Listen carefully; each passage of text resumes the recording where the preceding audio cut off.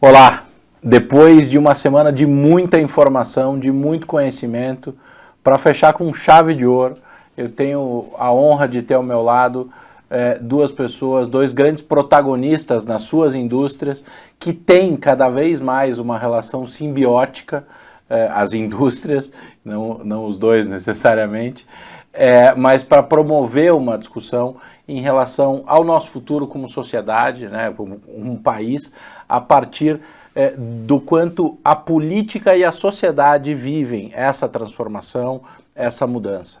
Aqui no estúdio comigo, o governador Eduardo Leite. Governador, muito obrigado pela tua presença. Eu que agradeço o convite. Você aqui. E aqui, remoto, na telinha, como ele mais gosta de fazer, o grande amigo Thiago Leifert, certamente um dos grandes protagonistas da revolução da comunicação na televisão, em todas as mídias no país. Thiago, um prazer, cara. Oi, Dato, prazer estar com você, governador, prazer estar com você também, então, grande abraço. Aliás, é difícil falar senhor para o governador Eduardo Leite, ele é tão jovem que é difícil chamar senhor de senhor, governador. Tá dispensado, senão vou ter que chamar de senhor também, vou ter que chamar os dois aqui de senhor, porque eu imagino que eu seja um pouquinho mais jovem. É o mais novo. Mas eu acho que essa é uma discussão que a gente não quer entrar aqui, que ela não vai ser boa para mim, entendeu? Então, eu acho melhor não, Dato. Muito bem, eu acho que... Governador, eu vou começar pelo senhor ou por você, por favor, para que a gente consiga puxar o Thiago aí para nos ajudar nessa discussão subsequente. Os últimos anos, discussões foram promovidas na sociedade brasileira, politicamente falando, em relação àquilo que era o papel de cada um, do Estado, da população, do eleitor, como se comunicar, como transmitir as mensagens, aquilo que se acredita de verdade, aquilo que se prega versus aquilo que se faz. O nível de ruído hoje é muito grande e você tem feito uma batalha aí para comunicar de uma maneira clara aquilo que você acredita, aquilo que você defende, aquilo que você vem fazendo ao longo da sua carreira política. Mas essa proximidade com a população, essa formação de conceito não tem sido uma equação simples, né? Não, nada simples, né? Porque especialmente nos tempos que a gente vive com as redes sociais, Dato, que vieram com uma promessa de dar mais acesso à informação e mais participação, né, numa comunicação em duas vias, em dois sentidos, ou seja, deixamos de simplesmente ir num sentido apresentando informação e conteúdo para a população, e a população nas redes, né, gera a sua demanda, a sua participação. Isso veio com uma promessa de, olha, vamos para um caminho de uma extrapolação do que a democracia pode ser, com participação mais imediata, direta da população, só que, na verdade, o que a gente vê é que ainda há um processo de amadurecimento da própria população, da sociedade, no entendimento e no uso dessas redes sociais e da própria classe política, porque a compreensão de que grupos que se organizam e que geram repercussão de determinados assuntos nas redes não são necessariamente a opinião pública, né? Tem uma frase que eu não sei, acho que é atribuída ao Churchill, se não for, me desculpe, toda vez a gente vê uma frase na internet atribuída a alguém, né? Ou é Arnaldo Jabor, é Churchill, Chico Xavier, Clarice Lispector, dependendo do que for, que diz justamente que não existe opinião pública, existe opinião publicada, né? E as redes sociais a gente também tem que ter essa consciência, porque se publicam opiniões, se geram engajamento em um determinado grupo, tem robôs, tem perfis falsos, tem um grupo que se mobiliza para colocar aquela mensagem em destaque, não necessariamente é a opinião pública ali. E eu digo isso porque no Rio Grande do Sul a gente teve a oportunidade de fazer transformações muito profundas, aprovação de reformas muito duras, até antipáticas, né? A reforma da Previdência, a mais profunda do Brasil, a reforma nas carreiras do serviço público, a reforma para privatizações, a gente teve que mexer em legislação para privatizar companhias, e naturalmente isso gera mobilização de alguns grupos, né, contrários, e eu dizia para os deputados, olha, vocês vão receber pressões, mensagens nos seus WhatsApps, vão receber e-mails, vão receber provocações nas suas redes sociais. Lembrem-se de todos os que não estão se manifestando, né? Porque tem uma maioria silenciosa aí esperando que vocês acho que esse é um ponto bem tomem importante. as medidas corretas. Até porque, se não houver, digo, se vocês forem ser conduzidos simplesmente pelo que as redes sociais dizem, não precisa mais parlamento, né? Então vamos exercer diretamente, vamos fazer democracia direta. Hoje, cada vez mais, em breve, você vai ter a possibilidade das pessoas votarem diretamente nos assuntos, então nos projetos, pela internet. Não precisaria mais parlamento, vamos exercer. Se a democracia representativa existe porque você não tinha a possibilidade de reunir toda a população em praça pública, agora você tem, porque a internet proporciona isso. Só que não é só sobre a impossibilidade física de reunir todos, que a internet supera. É sobre a assimetria de informações. Você elege representantes, escolhe representantes, para que eles se apropriem dos temas, entendam os assuntos com profundidade, e possam tomar as decisões. Então você delega por confiança a representação a alguém para exercer essa tomada de decisão. Porque você vai discutir a privatização de uma companhia, por exemplo, a companhia de gás, a companhia de saneamento, tem questão de oportunidades de mercado, tem questão do próprio balanço da companhia, a situação em que ela se encontra. Como é que a população vai tomar uma decisão sobre isso? Então, por isso que você elege os representantes, né? A mesma coisa que uma empresa tem o seu conselho administrativo, não vão ser os acionistas tomando as decisões em debates públicos sobre a empresa. Mas é um desafio dos tempos atuais, sem dúvida nenhuma. Tiago, essa é uma semana ou um período, você convive com o impacto de comunicação ruidosa de massa, né? Cada vez mais ao longo... mas você esteve exposto, né, Tiago? Você esteve exposto a isso. Essas 5 temporadas muito. E esse momento agora, especial, que é uma sincronicidade, para não chamar de uma coincidência com o nosso painel aqui, esses últimos dias tem sido... A tua própria vida tem sido um reflexo disso que o governador falou, né? Em relação àquilo que se pode colocar aí e o impacto, as derivadas de cada uma das manifestações via mídia ou via redes sociais e afins, né? Sim, o que o governador está falando está absolutamente correto para nós também da televisão, principalmente em reality show e esportes. Então, a frase, lembre-se de quem não está postando nada, eu uso direto no meu trabalho também. Então, mas a internet está dizendo que tal coisa. E eu falo, sim, mas tem um montão de gente que não está dizendo nada. Mas estão atacando nossos patrocinadores. Sim, mas tem um monte de gente que não está atacando nossos patrocinadores. Então, a partir do momento que você acredita 100% no que está acontecendo online, você corre sério risco de cometer um erro tão grave que pode ser irreversível numa temporada. A gente até no começo, quando surgiram as redes sociais, acho que a gente acreditava mais rápido. Eu achava que a primeira vez que eu fui cancelado, foi, sei lá, 2010, eu achava que eu ia morrer na rua apanhando. E aí você sai e você vê que, cara, a vida segue, tem um monte de gente que não tem nem ideia do que você está falando, você começa a medir o tamanho das coisas, você começa a tentar detectar o que você deve responder, o que você não deve responder. E aí eu até queria perguntar para o governador, que é uma coisa que me preocupa muito, e foi o que me fez sair do Twitter, por exemplo, que é linguagem.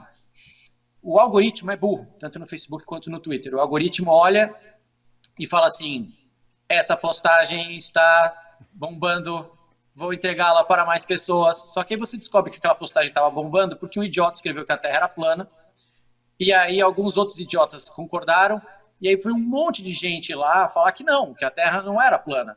Só que para o algoritmo, eles falam, nossa, olha, engajou. Vamos espalhar isso aqui para um montão de gente. Quando eles espalham para um montão de gente, um bando de idiota que achava que a Terra era plana, mas que estavam lá nos confins, cada um isolado na sua casa, se junta e aí forma uma massa relevante e barulhenta. E aí acaba distorcendo o discurso que deveria ser o normal, que era o da ciência. Por que eu estou dizendo isso? Hoje, quando eu vejo os políticos se manifestarem, principalmente online, eu vejo muita agressividade, governador. Eu vejo muita adjetivação.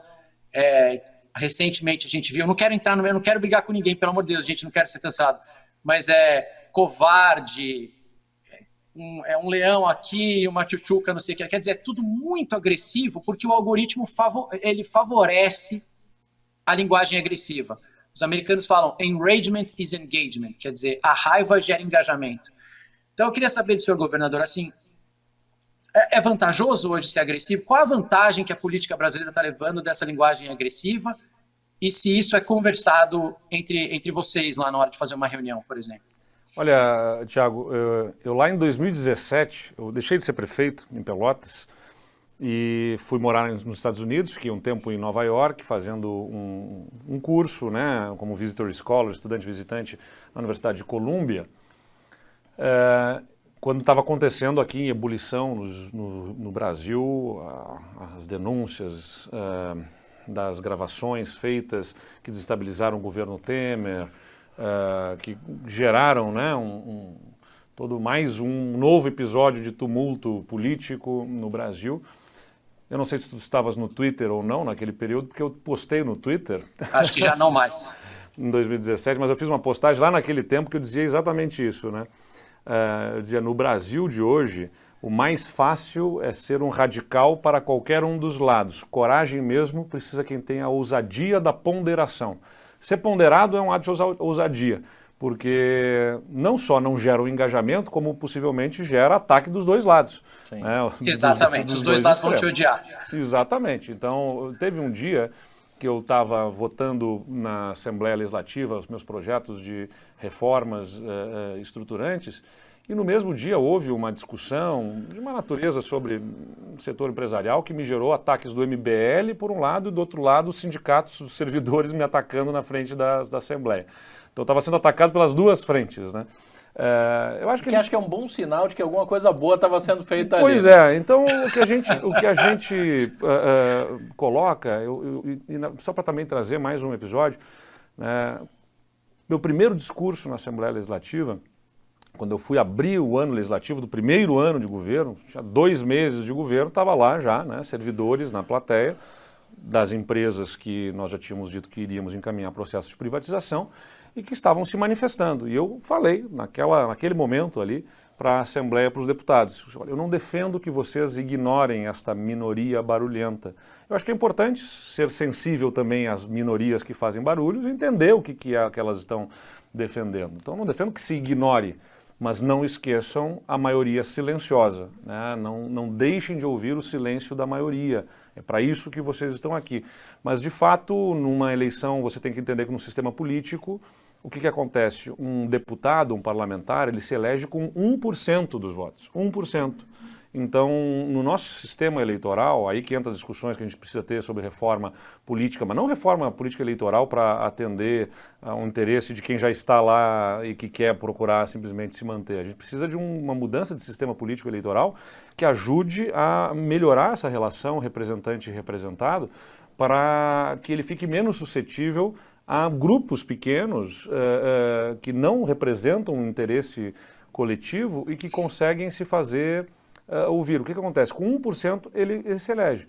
Então ele pode desagradar 90%, ele pode desagradar 95%, ele pode ser odiado por uma imensa maioria. Se ele conseguir agradar fortemente um pequeno grupo, é o suficiente para que ele entre no parlamento. Sim. Então a gente precisa ter essas discussões sobre sistemas eleitorais, sistemas políticos, mas com foco na melhoria da condição da representatividade para tentar trazer mais a ponderação. E assim como a sociedade vai aprendendo, os políticos são seres humanos, né? Eu não acredito em mitos, em salvadores da pátria, em qualquer coisa desse tipo, são seres humanos que também estão aprendendo a lidar com esta nova realidade de uma sociedade que cada vez mais participa diretamente, muitas vezes com esta assimetria de informações, muitas vezes, não, eu diria na maior parte das vezes. Aliás, é uma das coisas que me incomoda também nos dias atuais, as pessoas têm pouca paciência para entender profundamente um assunto. Às vezes me reclamam em algumas apresentações que eu faço para entidades ou para políticos no Rio Grande do Sul, que às vezes dizem que eu falo demais. Governador, não se preocupe em explicar demais os assuntos, né? Eu digo, mas os assuntos são mais complexos do que parecem para caber em 15 segundos de um stories ou em 140 caracteres. Você tem uma complexidade desses temas que precisa ser entendida. Só que as pessoas não têm paciência, elas querem a manchete e sem entrar na profundidade das matérias, né? Isso Mas, governador, rapidinho, mas falando do futuro da sociedade, como a gente está falando aqui no tema do nosso painel, é sustentável essa agressividade que a gente está vendo entre os próprios políticos mesmo? Sem dúvida que não. Eu acho que essa eleição ainda vai ser o padrão, provavelmente, mas na próxima acho que a gente não consegue mais. Eu acho que vai ter nessa eleição muita agressividade, mas eu acho que a população já entendeu que a população, né? Acho que uma boa parte da sociedade já percebe o quanto que isso impacta negativamente nas suas vidas, na vida de todos. Que precisa ter mais ponderação, que esse clima de uns contra os outros faz com que os problemas não sejam atacados. Quer dizer, a gente tem problema demais para ser atacado, para gastar tempo e energia atacando uns aos outros. Tem um problema de inflação, tem um problema de produtividade, tem um problema de desemprego aí que a gente precisa enfrentar no Brasil, e a gente gasta tempo no enfrentamento uns contra os outros, não do enfrentamento dos problemas. Acho que a população vai percebendo isso, mas é aquela coisa. Na teoria a gente podia apontar que isso ia acontecer, mas para que todo mundo compreenda a gravidade disso, às vezes tem que sentir na pele os efeitos dos problemas desse confrontamento político. Eu acho que não é sustentável, eu acho que a população vai entendendo que quer mais ponderação. Não é da natureza do brasileiro, não é da natureza de qualquer ser humano, eu acho, mas do brasileiro especialmente, a gente conviver com esse clima de ódio, com esse clima de guerra. A natureza do brasileiro é a alegria, a alegria de conviver, de estar junto e não de se dividir e se enfrentar. Tem um conceito, eu gosto muito de behavior economics, né?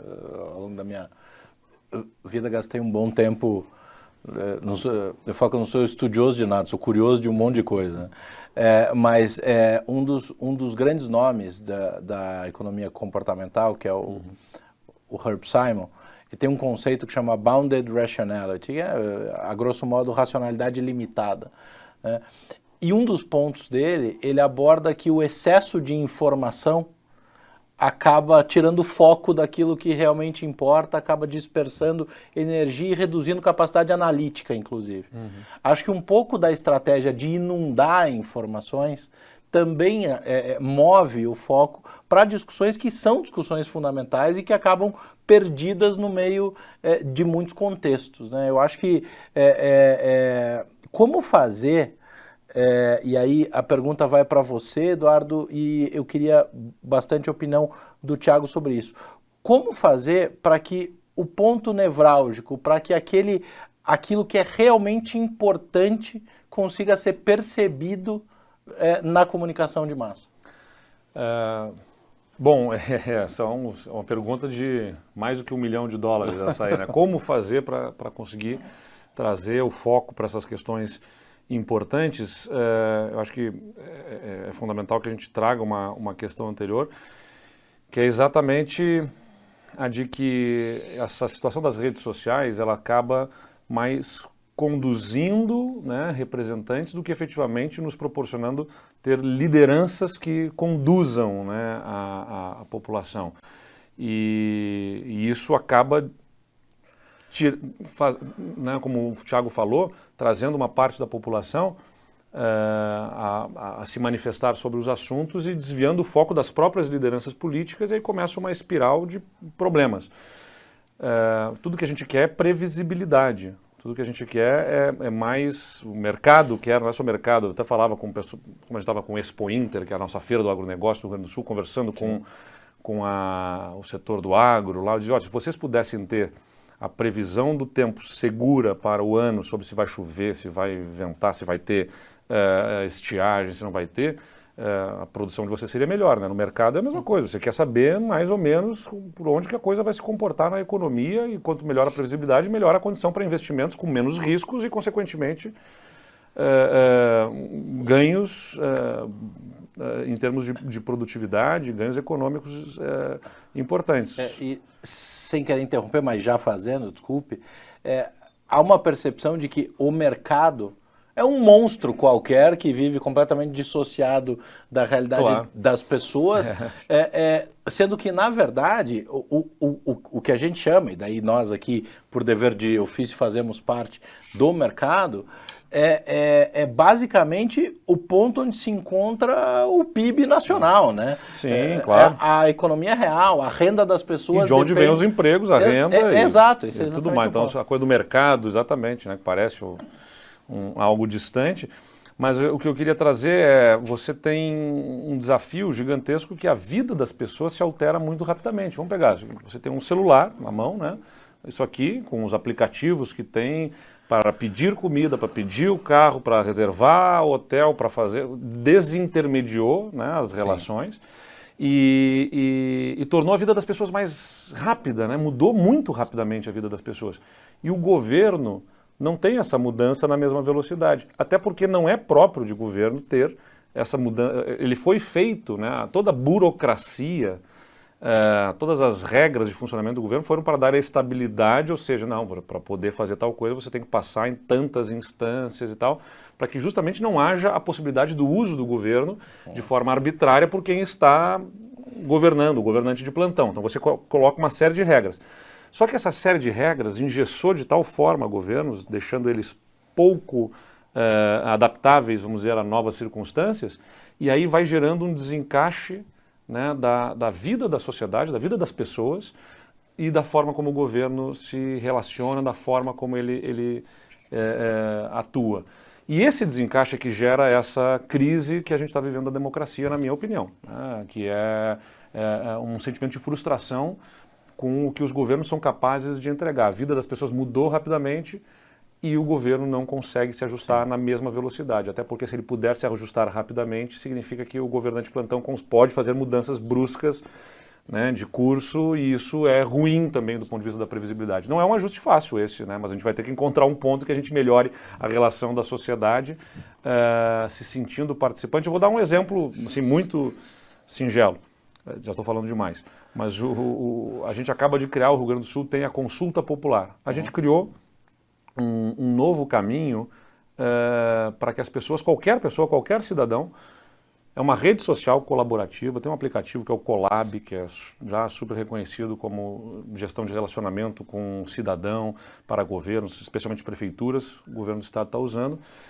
Qualquer cidadão pode tirar uma foto da praça ou de qualquer coisa, um prédio que acha que tem que ser transformado num parque tecnológico, tem que receber um investimento público, a praça, ou uma estrada que tem que ser pavimentada, qualquer coisa, e lançar uma ideia e um projeto ali. Se receber muitos apoiamentos ali, o governo leva isso para um Conselho Regional de Desenvolvimento, formata um projeto, depois leva a consulta pública para a população votar, decidindo o orçamento. A gente está aportando 30 milhões de reais no nosso orçamento no ano que vem para tomada de decisão direta pela população. Então o que a gente quer é mais ou menos conduzir para que essa energia que está aí com vontade de participação, né, a gente consiga conduzir. Então vamos canalizar essa energia para coisas que possam construir ao invés de ficar na tentativa de destruir uns aos outros, né? Aí é um exercício prático, ainda que em pequena escala, da história do poder emana do povo. Né? Exatamente, que está lá no primeiro artigo da Constituição. Né? Em que se trabalha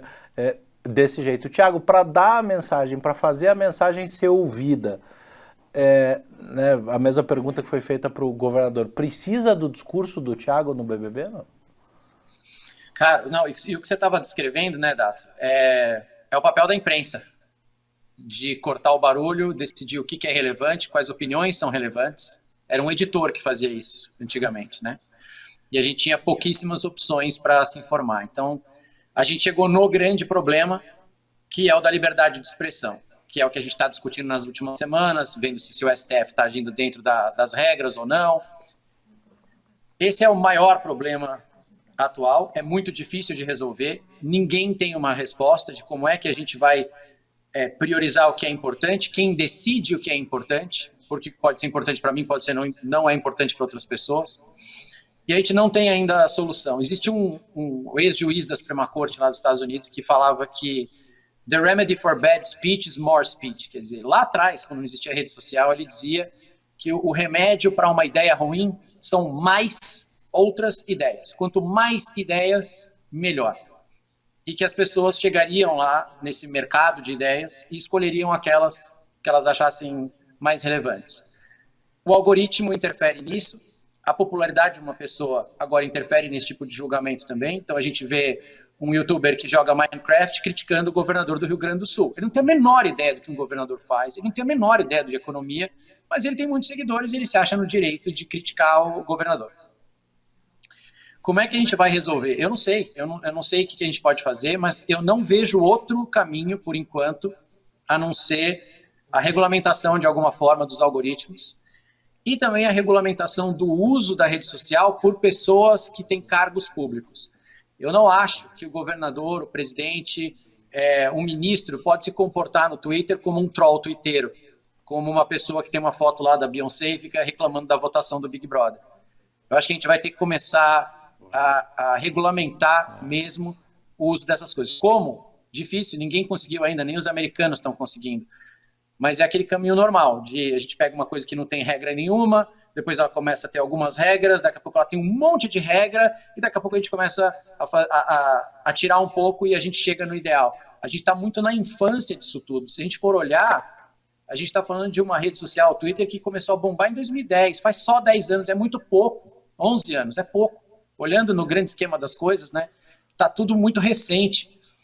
Então, eu acho que a gente ainda vai ser vítima disso tudo, pelo menos por alguns anos. Acho que essa eleição vai ser um divisor de águas no ano que vem, para a gente ver o que a gente quer, o que a gente não quer, e as pessoas vão ter que aceitar, de alguma forma, regras, para a gente poder voltar a um lugar em que a opinião divergente é tolerada de forma não agressiva. A política, e o governador pode fazer isso melhor do que eu, por natureza, é conviver com o diferente, é conviver com o divergente, é conviver com pessoas que são diferentes de você, que discordam de você, mas que você chega num lugar. Será que o Thomas Jefferson teria sido cancelado hoje em dia? Provavelmente. O Abraham Lincoln teria sido cancelado hoje em dia, porque às vezes ele votava junto com os republicanos, às vezes ele votava junto com os democratas, ele mudava de ideia, e hoje não se permite mais, né? Então, eu não vejo outro caminho a não ser regras, de alguma forma. Sabe que tem aqui vou falar de observador, né? Eu acho que, puxando uma linha histórica, a primeira campanha muito relevante nos Estados Unidos de impacto de rede social foi a do Obama. Sim. Né? Foi uma coisa inesperada. O Obama também, né? Dando contexto que você tinha Hillary Clinton disputando com ele e tal, exato. Ele começa... o Yes We Can, justamente, começa uma mobilização. Exatamente. Né? E aí foi o primeiro momento em que a rede social foi utilizada como canal eficiente de comunicação política para propagação de um contexto. Isso, obviamente, cresceu exponencialmente no limite do acesso à tecnologia. Os telefones multiplataforma. O nosso telefone não é mais um telefone, né? Ele é um computador que, por acaso... Ele menos é telefone. Que, por acaso, tem um negócio ali dentro que você pode usar para falar, né? E que as pessoas usam cada vez menos esse recurso, inclusive. Já até estranho quando alguém liga pra gente, na verdade. Né? Exato, o telefone, alguém ligando, você diz assim, o que será que vai... Né? Algum problema, né? Mas aí... Passando um pouco, vindo desse tema e trazendo para o que aconteceu na política americana na eleição do Donald Trump. Olhando de fora, e aí que eu coloco como observador, acho que uma das grandes falhas, tem algumas matérias, isso foi muito discutido à época, e na minha opinião isso faz muito sentido, e quando eu olho para a nossa realidade hoje, isso infelizmente é gritante. Uma das falhas que a Hillary Clinton teria cometido na eleição contra o Trump, uma vez já candidata democrata, teria sido atacar os eleitores do Donald Trump. A basket of deplorables. Exatamente. Ela adotou uma ofensiva não não direcionada ao Donald Trump, mas aos seus eleitores. Sim. E isso reverberou muito mal e naquelas análises, e eu concordo, olhando, né, minha opinião, não dá para dizer que foi a única razão, mas foi determinante para que ela perdesse a eleição para o Donald Trump. Agora, eu olho para a nossa política hoje, governador, e é aquilo elevada à enésima potência. Eu acho que o Thiago trouxe aqui, né, um tema que eu tenho insistido, inclusive por conta de ataques às instituições que o Brasil tem assistido, e eu tenho destacado isso. Olha, democracia não é apenas a oportunidade de eleger pela maioria um governo. É a oportunidade de eleger pela maioria um governo, é a certeza de que depois de 4 anos você vai ter novamente a oportunidade de constituir uma nova maioria e a necessidade de que quem ganhou a eleição tenha que conviver com a contestação, tenha que saber conviver com a contestação que se expressa em diversas frentes. Se expressa no parlamento, se expressa nas contestações judiciais, se expressa pela imprensa, se expressa pela divisão de poderes e instâncias federativas nos outras posições, né? Governos subnacionais, governos municipais, enfim, você tem a oportunidade depois da contestação da própria população nas urnas na eleição seguinte. E o que a gente vê é um constante ataque a todos esses espaços de contestação. Ataca-se a imprensa, ataca-se o judiciário, ataca-se o parlamento, ataca-se os governos subnacionais. Isso, diante de uma possibilidade de contestação nas urnas, ataca-se as urnas também, né? Então está tudo constantemente sob ataque porque não se tem essa capacidade de conviver com a contestação. E você traz mais um elemento que é esse ponto, né, de que você tem que entender o sentimento que está nessa população. Eu, eleito governador no Rio Grande do Sul, chamei cada um dos deputados para conversar, inclusive os de oposição. Eu dizia o seguinte: naquela cadeira não está a deputada ou o deputado X ou Y. Está uma parcela da população que pensa daquela forma. E eu governo para aquela população também. Eu preciso entender por que pensa daquele jeito. Por que quer aquele caminho. No tanto que possa convergir com o que eu penso, vamos puxar numa mesma direção. E naquilo que nós não convergirmos, vamos nos enfrentar no campo das ideias, mas não no enfrentamento pessoal, porque é legítimo que pense de uma outra forma. Vamos tentar, eu tenho que estar permeável para ser convencido, né? E espero que do outro lado haja essa mesma permeabilidade. Eu digo permeabilidade porque às vezes parece que a gente fala com uma pessoa e as ideias da gente batem nessa pessoa e ela é impermeável, eu digo, e não entram, né? A pessoa não está verdadeiramente aberta para ouvir, ela está pensando como é que ela vai contestar na próxima oportunidade de fala. O tempo inteiro. Então, o debate político precisa dessa permeabilidade, né? Da disposição de ser convencido, porque quem paga o preço, no final das contas, não sou eu diretamente, ou o deputado da oposição, é o povo, é a população que a gente representa. Só que há uma necessidade de sempre reforçar, né, convicções. Então falo aí que entra a questão dos algoritmos que o Thiago falou, porque falam para os seus, né, ou seja, a internet e as redes sociais proporcionam essa convivência dentro das bolhas. Então a pessoa posta, e assiste reforçando as suas próprias ideias sem receber interferências que a ajudem a ponderar e eventualmente mudar de posição. E por fim, como eu disse, eu insisto, a vida das pessoas foi uma mudança mais rápida. Você vê lá dos Estados Unidos, acho que o que o mundo está vivendo é que essa mudança que a tecnologia está proporcionando, vamos pensar bem, né? Você pegou numa revolução industrial, durou um tempo que gerou a oportunidade de pegar artesãos e camponeses para capacitar e colocar numa linha de produção para fazer uma tarefa mecânica repetidas vezes, né? Apertar um parafuso numa linha de produção. Era um nível de mudança que durou mais tempo, que você foi conseguindo conduzir isso e mesmo assim gerou tantos problemas, né? Sim. Quebrarem máquinas e indústrias, uma revolta contra esse processo. E que foi lento. Agora você tem um novo processo disruptivo em que nessa linha de produção essa tarefa é substituída por um robô. E esse operário vai fazer o quê? Ele vai virar motorista de aplicativo. Tá bem, só que logo ali na frente, em pouquíssimo tempo, o carro vai virar autônomo. Sim. E qual vai ser o espaço para essa pessoa? Isso vai muito rapidamente, impactando diretamente na vida dessas pessoas, e gera um nível de apreensão. Essas pessoas estão impactadas por isso. E é muito mais fácil achar um culpado do que procurar a solução, né? E o que acontece nos países desenvolvidos, nos Estados Unidos, na Europa, a gente observa uma revolta. Onde que é mais fácil colocar a culpa? Nos imigrantes. Ou seja, estão entrando aqui e estão tirando os nossos empregos. Né? Não são os imigrantes que estão entrando e tirando emprego, é um processo de revolução tecnológica que está em curso e que está tirando esses empregos. Mas é fácil achar a culpa nos imigrantes. Só que aqui no Brasil não tem imigrante para botar a culpa. Aí começa a botar a culpa no nosso próprio povo.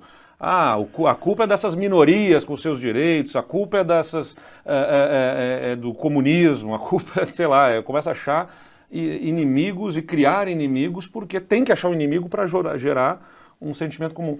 Só que, como eu falei, como você falou, não é o cidadão o culpado desse processo, ele é uma vítima, né, de certa forma. Você tem que entender esse sentimento que está embalando essa pessoa para seguir aquela narrativa e conseguir interromper essa narrativa e não fazer o ataque, sem dúvida nenhuma, ao eleitor, né? Porque ele está dentro desse processo como uma vítima e você tem que saber acolher. Então tá, o que eu posso fazer para trazer e sensibilizar essa pessoa de que não, esse não é o caminho, a gente pode apresentar um caminho melhor. Tiago, eu e você, desde as nossas primeiras conversas há muitos anos, a gente fala sobre o poder da revolução através da educação, né? Na Eleven a gente faz isso como senso crítico voltado ao investimento, ao planejamento, ao patrimônio, à responsabilidade, à diligência, mas isso transcende para todas as outras áreas, né? E esse desafio, né, isso que o governador colocou agora, né, é basicamente um grande jogo de xadrez, né, de colocar as peças corretas, de fazer com que se compreenda o papel de cada um. A gente ainda tem uma sociedade que a sensação que eu tenho é que uma vez, durante uma palestra, eu fiz era um painel, e aí eu fiz uma colocação, se eu era a única pessoa naquele painel que gostaria de ver uma discussão de uma comissão de deveres humanos e não só de direitos humanos, né? Obviamente, direitos humanos é algo pilar fundamental de uma série de discussões, mas o ponto, até para não deixar fora de contexto, era que o cidadão precisa ser empoderado, ciente de que vem responsabilidades com isso, de que ele tem responsabilidade sobre o que ele faz, né? E talvez educar no senso de causa e efeito, mostrar que as ações têm consequências, e existe basicamente um processo de accountability, só que ele é oculto, né? Porque hoje o cidadão toma uma decisão, lembrei o que eu gostaria de falar. O Carlão disse o seguinte, em um dos painéis, um dos grandes gestores que esteve aqui com a gente essa semana, ele falou o seguinte, é muito difícil entender e achar uma lógica em por que uma pessoa vota para deputado de um jeito, para prefeito de outro, para governador de outro e para presidente de outro. Nossa, eu entendo tranquilamente por quê. Por quê? Responde que eu vou dizer para o Carlão assistir você. Porque realmente, assim, não é mais tão simples. E a ideia de que uma pessoa vai ser sempre alinhada de um lado ou do outro, essas são as minorias que o governador estava falando, né? Até fizeram uma pesquisa recente nos Estados Unidos, no nosso grupo de WhatsApp, lá o Dato deve ter lido também. O alinhado, o 100% direita, 100% esquerda, eles são pouquinhos aqui no cantinho. Tem mais gente no meio. E essas pessoas do meio, elas têm o direito de mudar de ideia. Mudar de ideia é um sinal de inteligência, inclusive. Então você pode muito bem votar na direita para uma coisa, na esquerda para outra, até porque precisa do equilíbrio. Eu acho até que as pessoas que fazem isso, elas não estão erradas, elas estão mais certas do que quem está votando só de um jeito. Não existe mais, pelo menos no nosso país, não vai dar certo só de um jeito, a gente já viu que não vai. Se você fizer tudo de um jeito só, tudo do outro, não vai dar certo. E mesmo nos Estados Unidos, que só tem duas opções, e eles ficam, na maioria das vezes, alternando, é necessário, às vezes, votar para lá ou votar para cá. O Obama usava ataque de drone, matava gente com ataque de drone terrorista, porque precisa fazer. Então, eu entendo as pessoas que estão para lá e para cá. Eu consigo mesmo. Não, mas onde eu ia chegar é exatamente isso. Se essa formação de consciência da diferença, do que significa cada voto, do que significa o papel de cada um na política, qual é o alcance que o Eduardo tem. Hoje é tudo muito barulhento, é muito chato. Ontem saiu a notícia, se você me permitir, eu vou usar o Rio Grande do Sul como exemplo, da redução do ICMS, né, de algumas alíquotas. Energia, combustíveis e comunicações no Rio Grande do Sul estão sendo reduzidos de 30% para 25%. Mas aí o ponto é o seguinte, eu perguntei pro Eduardo aqui antes da gente entrar, eu falei, Eduardo, mas essa não era uma discussão do ano passado já? E ele disse, sim, mas é que vivíamos sob um regime extraordinário enquanto fazíamos um ajuste fiscal mais duro, então precisava de uma contrapartida. Obviamente, a maneira como foi contextualizada ontem por muita gente, aí são os extremos, olha aí, isso aí é uma manobra, uma movimentação política por causa da discussão dos preços da Petrobras. Não tem nada a ver, você está lá no seu canto fazendo a sua lição de casa. A palavra do momento é narrativa, né? Porque é isso que mais essa narrativa, a narrativa que sustenta. Não, o Trump trouxe o conceito de fatos alternativos, né? Foi sensacional o dia que ele falou aqui. Foi aquela assessora dele, aquela esquisitinha lá. A gente nesse nosso grupo que o Thiago mencionou, que aliás eu já vou dizer uma coisa que foi concebida dentro daquele grupo, eu quero que o Thiago explique nesse painel, o ponto é que assim, muito se fala exatamente sobre isso, sobre o quanto se descontextualiza, né? E como que a gente precisa colocar um lado do ajuste fiscal, por exemplo, e da reforma e de tudo que você promoveu lá no Rio Grande do Sul. E ontem, acho que foi ontem, tinha uma entrevista do Aode no Valor Econômico falando da condição de se fazer os ajustes fiscais, as reformas estruturantes, sem abrir mão do lado social. Exato. E que se precisa fazer isso. Então, a gente conseguir demonstrar essas coisas é fundamental, né? O Thiago estava trazendo, você aqui nesse debate, sobre a questão, olha, vota na esquerda, vota na direita, vota aqui. Na verdade, num país que tem um abismo social gigantesco como o Brasil, você não tem como achar que o mercado vai se encarregar de tudo. Falamos aqui sobre o ente mercado, né? Quando eu digo mercado, estou falando em uma preocupação eminentemente fiscal e com comportamento de mercados, com ambiente de negócio, é tudo muito importante. Mas se você não der sustentação a uma política social de inserção, de combate à desigualdade, se você não tiver uma preocupação com geração de oportunidades, aliás, até porque a política liberal, que aí se diz liberal, que está presente, sem ter preocupação com a educação, não é efetivamente liberal. Sem porque dúvida. Parte do pressuposto Era exatamente onde eu ia chegar. Que você precisa dar oportunidades iguais para as pessoas. Não tem nenhuma preocupação com a educação no momento no Brasil, a gente não vê nenhuma movimentação nessa direção, pelo contrário. Então, um combate ideológico, um tratamento ideológico da educação. Você precisa ensinar essa gurizada a fazer conta, a conseguir ter a capacidade de raciocínio lógico para serem programadores, fazer códigos, fazer toda a codificação para os novos sistemas e ter oportunidades nessa nova economia que se abre. Mas tem uma parcela da população que já não vai se conseguir dar essa oportunidade. Numa entrevista que eu dei recentemente, me perguntaram, você acha que é mais importante o ponto de partida ou a linha de chegada? Eu digo, sem dúvida, o ponto de partida. Só que você tem que ter consciência de que não tem uma partida por começar, tem um jogo rolando. Exato. E tem gente que já ficou para trás. Se não houver um Estado que dê a mão e ajude a reparar isso, essas pessoas vão ficar à margem e, naturalmente, elas vão optar por caminhos que as atendam, que não necessariamente são aqueles que vão conseguir sustentar economicamente, financeiramente, um crescimento econômico de longo prazo. Então, é fundamental que você associe ambiente de negócios, responsabilidade fiscal, todos os programas econômicos importantes para melhorar o ambiente para investidores se sentirem confiantes em investir, com programas sociais de impacto e de força, fôlego para gerar as oportunidades necessárias para que você possa salvar o futuro, mas tem que no presente atuar para estender a mão e atender as pessoas que já ficaram à margem de oportunidades, combatendo as desigualdades constituídas.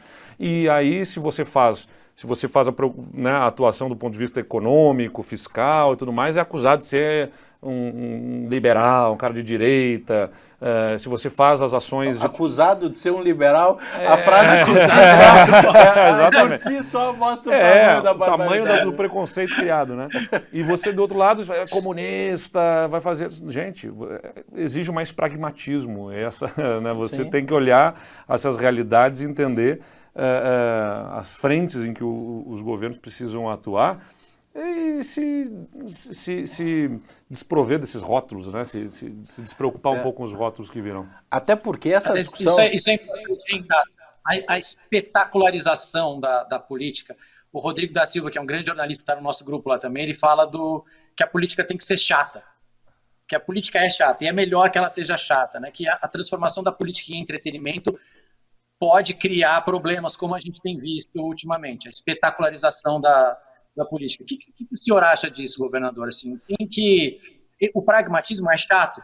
Será que a política não funciona melhor sendo política e menos espetáculo, menos a CPI, com que a gente acompanha como se fosse um reality show, por exemplo? O que o senhor falou, Thiago Leifert, aqui, acho que tem toda a razão. Eu acho que não é falar sobre ser chata, né, uma forma impactante de falar, mas eu tenho essa sensação também de que a política, quanto mais estiverem aparecendo, é porque pior ela está sendo exercida, né, porque ela deveria ser mais low profile. Você tem uma ética da responsabilidade, né, do cargo, da função que ocupa. Não pode ter uma manifestação histriônica toda semana no cercadinho ou em qualquer local, né, que um político decida fazer e depois, foi no calor do momento, me excedi e tal. Cada manifestação impacta na vida das pessoas. Então, se um governante, se um político está aparecendo demais com movimentações bruscas para um lado ou para o outro, com manifestações, de fato a gente está criando um ambiente que vai impactar na vida das pessoas, eventualmente para o bem, mas muito possivelmente para o mal também, né? Acho que a gente precisa trilhar um caminho que a gente tenha essa consciência que a política, não sei se é chata, mas ela precisa andar em águas mais calmas, que não necessariamente rendem curtidas e compartilhamentos. Esse é o problema, esse é o ponto que a gente vive. Né? O que rende, o que tem impacto é fazer uma manifestação de um ataque contundente, se colocar um palavrão talvez mais fortemente, vai sair repercutindo no meio de uma manifestação. A ponderação não rende likes e compartilhamentos. Né? Esse é o ponto objetivo nesse momento.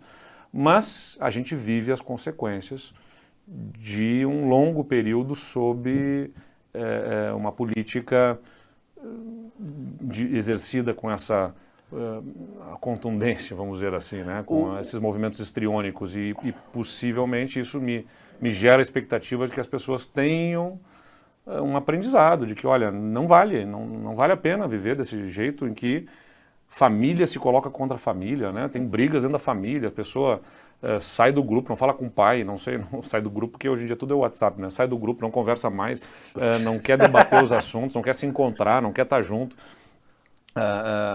Você tem um problema de convivência entre amigos, entre pessoas próximas, por pensamentos diferentes. Não é razoável que a gente viva dessa maneira, ninguém resiste, não é do ser humano e, como eu disse, não é do brasileiro.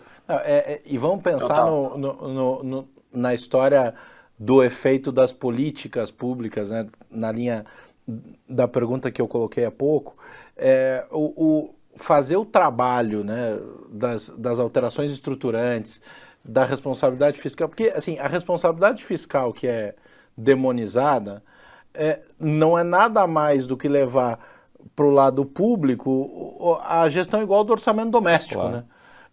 Você gasta menos do que você ganha e com isso você consegue investir e fazer crescer as suas coisas. E o lado social combinado, ou seja, traz para o Estado um papel que é o que você está dizendo, de pegar pela mão, né, uma vez que o jogo está andando, pegar pela mão e trazer, mas que ao cumprir este trabalho, você desonera o Estado no longo prazo, tira uma carga, que é a carga do assistencialismo, que é a carga do atalho sucessivo e do populismo, que é uma armadilha muito grande, mas muito aderente a esse momento e a toda essa... o quão histriônico é o ambiente hoje. Né? De certa forma, eu preciso de dinheiro para investir no social, então eu preciso ter responsabilidade com as contas para poder ter dinheiro para poder fazer o investimento social, porque...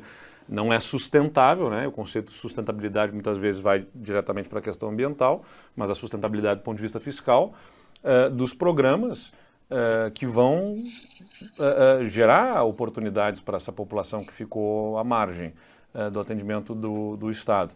Senão, não se sustenta. Então, eu preciso gerar riqueza, preciso de um ambiente, né, econômico que seja favorável para a geração de riqueza, preciso, por isso, reduzir burocracia, reduzir carga fiscal, tributária, fazer isso de uma forma mais simples, moderna, mais ágil, o governo funcione melhor, com um ambiente de previsibilidade e tal, para que gere-se a riqueza, e eu preciso usar essa riqueza gerada através dos impostos recolhidos de forma responsável, para que não abra um novo ciclo de instabilidade.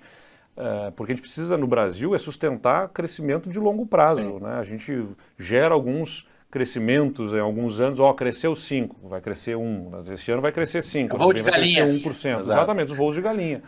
Então, o país não consegue sustentar por longos prazos. A gente acabou de passar por mais uma década perdida, 2010 a 2020, passamos por mais uma década perdida. E as pessoas perguntam, quando é que vai ter finalmente uma década ganha nesse país? Né? A gente precisa sustentar uma década de crescimento para a gente poder efetivamente sentir que a gente está saindo dessa crise que nos metemos desde os anos 80, né? Desde que o país não consegue sustentar maiores taxas de crescimento. Tiago, não deve ser coincidência que no lugar onde tem menos histeria é onde as reformas acabam acontecendo e as finanças públicas melhoram, né? Eu vou dizer lá, só para trazer, não sei se ele está trazendo o exemplo do Rio Grande do Sul aqui, mas é só para dizer o seguinte, que o Rio Grande do Sul é um estado que é, às vezes, do contra, né? Quando o Fernando Henrique ganhou a eleição, o Lula ganhou lá. Quando o Lula ganhou, o PSDB ganhou as eleições no Rio Grande do Sul. E eu brinco que agora que a política nacional está polarizada, o Rio Grande do Sul está calmo. E o Rio Grande do Sul sempre foi polarizado, sempre foi de muita disputa política, né? Agora a gente conseguiu... Não é calmo no sentido de que está convergente em absolutamente tudo. Não, a gente tem os embates, o enfrentamento no campo das ideias, né? Tem sindicatos que se mobilizam, que demandam do governo, o governo tem a sua oposição. Mas isso tudo a gente consegue conviver, né? Não tem... um enfrentamento que busca destruir. Aliás, acho que esse é um dos problemas, e aí vou jogar para o Tiago aqui, que eu acho que é muita energia colocada na destruição. É isso mesmo. E tem uma frase que eu gosto muito que diz isso. O segredo da mudança é focar sua energia em construir o novo e não em destruir o velho. Então tem uma energia canalizada para assim, mas por que você defende isso? Porque eu quero... Porque o outro, né? Ou seja, quer destruir o outro, né? Então porque que a destruição é mais fácil, né? É mais fácil arregimentar para destruir do que para construir, né, Tiago? Sim, eu vou dar uma viajada aqui, mas é uma coisa que eu converso muito com a minha esposa, que é sobre a geração atual, a minha, então, é um pouco mais velha que a do governador, mas é a geração da ansiedade, né? Então, o que a gente viu? A gente viu o Mark Zuckerberg virar bilionário em 5 segundos, a gente viu muita gente ir do 0 a 1 bilhão muito rápido, criar um aplicativo que bomba muito rápido, ficar milionário, ir para a lua, tudo muito rápido. E a gente tem um monte de gente que foi deixada para trás e que se sente frustrada de não ter tido, no mínimo, uma oportunidade, como o governador estava falando. Essas pessoas, para gerar significado na vida delas, elas vão ter que destruir alguma coisa no caminho. Porque elas perderam o significado, elas não se identificam com o que aconteceu, elas não conseguiram uma oportunidade legal na vida delas, os sonhos que elas tinham foram destroçados, elas não atingiram os objetivos que elas gostariam de atingir, e elas têm que se unir a um grupo parecido com elas, que estão com raiva de alguma coisa, porque elas estão sentindo raiva. Isso foi o que aconteceu provavelmente nos Estados Unidos. Você tinha uma classe média que foi abandonada nos últimos anos, né? A gente teve uma concentração de riqueza muito grande, uma galera foi abandonada, eles ficaram com raiva, e acabaram se unindo não pelos ideais políticos, não pelo que eles pensavam que o país poderia ser, mas eles se uniram pela raiva, eles se uniram pela frustração. E a gente está vendo o resultado disso hoje. Acho que aqui nós a mesma coisa. Você vê a manifestação que a gente teve mais recente, a que foi a favor do presidente. Tem todos os tipos de raiva ali. E eu não acho que a imprensa e nós, sociedade em geral, a gente tenha uma compreensão mais profunda do que está acontecendo ali, do que aquelas pessoas estão querendo nos dizer. E o que eu vejo dos meus amigos, e a maioria dos meus amigos é de esquerda, é colocar todos eles no basket of deplorable, sabe? Sim. Olhar ali e falar assim, não, se você estava lá, você é fascista, se você estava lá, você é a favor da ditadura. E eu não acho que seja tão fácil, assim, não seja tão simples. E essas pessoas não estão sendo ouvidas e gera a destruição, gera o ódio, elas se unem pelo ódio, e não por um ideal político, não. Governador, eu não quero estar partindo para a parte final do nosso painel, eu não quero nem antecipar nenhum movimento político, nem tumultuar o processo de campanha, mas eu preciso te contar e fazer a pergunta aqui ao vivo, porque dentro deste grupo que o Thiago citou algumas vezes aqui, eu citei, é latente a visão de que o Thiago é a terceira via para 2022, entendeu? De que, Thiago. E ele já se manifestou que tem plano de governo. Só a terceira via. Eu tenho um plano de governo muito simples, que é aumentar as vagas de shopping para evitar portada, porque eu acho que isso é uma coisa que atrapalha muito a classe média brasileira, portada no carro, horrível. Você chega com as compras no supermercado, aquelas vagas apertadas, isso atrapalha. Desligar o Twitter da tomada, pelo menos 3 vezes por semana, para a gente ter um pouco de paz. Tirar o limite de $500 de quem chega de Miami, para a gente poder comprar o que a gente quiser, nosso laptop, nosso iPhone lá. E também proibir legião urbana em festas e confraternizações, que eu acho que é importante para a alegria do povo. Essa é mais polêmica, essa vai ser difícil de passar, mas tá no meu plano de governo. Estou lançando agora, hein? Isso sim são reformas estruturantes, hein, governador? Olha, isso que move o povo, isso é importante para o povo. A vaga do supermercado, do shopping, diz que ele tem que falar. Ninguém está falando da vaga do shopping. Vai comunicar com muita gente, vai comunicar com muita gente. Pior que vai. Mas eu acho que o que a gente precisa, né, tudo que a gente conversou aqui, né, quando a gente fala em terceira via, porque é quando você vê esse sentimento, né, de destruição, né, e o Thiago trouxe, eu digo, mas vamos fazer, as manifestações, né, incisivas, fecha o STF, fecha e no dia seguinte faz o quê? Né? Quer dizer, fecha o Congresso, intervenção, e para fazer o quê? Qual é a agenda? Né? Qual é a agenda? Não tem nenhuma agenda, né? É um sentimento contra, né? É contra o STF, é contra a imprensa, é contra ou tais veículos de imprensa específicos que não atendem aos seus propósitos. Mas, tá bem, faz tudo isso e no dia seguinte o quê? Qual é a agenda? Para promover o quê? E acho que a gente tem que ter essa consciência de que a gente precisa ter uma agenda mais de construção. Não sei se são as construções aqui que o Thiago trouxe no plano de governo dele, eu não quero abrir um debate. A gente vai ver nas urnas. Eu não quero abrir um debate, mas a gente tem que ter uma preocupação em ter uma agenda construtiva para o Brasil para os próximos anos. Gente, meu muito obrigado, sensacional. Eu acho que a gente não podia encerrar essa semana de tanto debate, de tanta discussão, de tanta pluralidade de ideias. A gente viu visões distintas sobre vários assuntos aqui ao longo da semana e agradeço demais o Thiago, meu grande parceiro, a gente vem batalhando junto aí em muita coisa já há bastante tempo.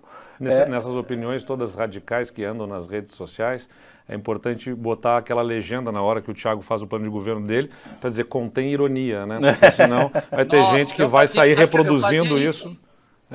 Governador, eu fazia isso no Globo Esporte em 2010. Eu fazia uma piada e falava, atenção, piada! Atenção, piada! Eu não acho que o Saibro é ruim, eu acho o Saibro legal. Eu tinha de explicar também. Então, gente, eu não vou proibir o Legião Urbana. Boa. Governador, muito obrigado. Deixo aberto aí para as suas considerações finais. E é o grande finale do nosso evento, da semana inteira de muito debate. Eu acho que é muito, muito oportuno que tragam nesse evento essa discussão, porque não é apenas sobre a economia, não é apenas sobre comportamentos de mercado, né? A gente vive um tempo de mudanças muito profundas que encontram uma sociedade ainda aprendendo a lidar com isso, todos, mais uma vez, a sociedade, não é eu e a sociedade do outro lado do balcão, né? Eu incluído, né? Todos nós, a classe política, os cidadãos, todos ainda aprendendo a lidar com isso. Então a gente precisa discutir, sim, como é que a gente consegue promover uma organização política mais saudável na nossa sociedade, para que a gente possa ter condições de avançar com serenidade em direção ao futuro, que promete coisas muito boas, mas que se a gente não tiver a capacidade da gente debater tudo isso e organizar para avançarmos em paz nessa direção, tudo isso que pode ser tão bom pode virar tão ruim ao mesmo tempo. Então é bem oportuno que vocês tragam aqui nesse debate essa discussão sobre o futuro e como é que classe política, sociedade, todos possam avançar com maior serenidade em direção a esse futuro que a gente quer construir. Obrigado aqui pela oportunidade. Obrigado, Thiago. Foi um super prazer poder te encontrar aqui nesse Prazer foi meu. Valeu, governador. Valeu. Eu queria mesmo, pensando em revolução de matriz energética, evolução, sustentabilidade, que no seu plano para os supermercados incluísse a obrigatoriedade de vaga com um carregador rápido para carro elétrico. É verdade. Isso aí, a gente pode pensar nisso também. Vou anotar aqui, vou falar com os meus assessores e eu retorno para você. Obrigado, Ti. Foi sensacional mais uma vez, cara. Obrigado, Ti. Valeu. Obrigado, pessoal. Prazer. Valeu. Muito obrigado a todos, que vocês compartilhem o conhecimento, essas discussões, que nós tenhamos conseguido contribuir com todos ao longo da semana, trazendo tanta gente tão experiente, transformando a Eleven no Modal em um grande catalisador das discussões, da geração de massa crítica, para que todos saiamos melhores dessa semana do que começamos e que assim seja um círculo virtuoso pela frente. Muito obrigado pelo respeito, por estarem aqui com a gente e sigam acompanhando, porque tem conhecimento, é a razão da nossa existência e a gente vai continuar levando a todos. Um grande abraço. Há 6 anos nascemos com um sonho: ser a fonte de conhecimento de todos os investidores do Brasil. Sejam eles grandes, médios ou pequenos. Para nós, todos têm o direito à informação de qualidade. Toda manhã, acordamos apaixonados pelo desafio de entender, explicar e prever os movimentos do mercado. Somos reconhecidos como a melhor casa de análise financeira do Brasil. Somos uma central de informação independente, imparcial e livre. Não compramos ações nem vendemos, nem sequer ganhamos comissão de nossos clientes. Sabe por quê? Porque é a única forma de ser independente. Quando o mercado grita invista, invista, invista, nós gritamos, antes de investir, conheça, conheça, conheça. E aqui na Eleven temos qualidade na informação. Temos respeito por todos os brasileiros que poupam seu dinheiro com esforço. Temos a vontade de ajudar os investidores a discernir e poder falar de igual para igual com seu assessor. Queremos criar investidores livres, que tomem as rédeas de seus investimentos, que tenham liberdade de pensamento e autonomia. Nós somos a bússola do mercado de investimentos. E agora chegou a hora de cumprir nosso propósito como empresa: democratizar as informações para todos os investidores do nosso país. As mesmas análises que os grandes investidores têm acesso, agora podem estar nas suas mãos. Pronto para ser independente? Seja bem-vindo à Eleven.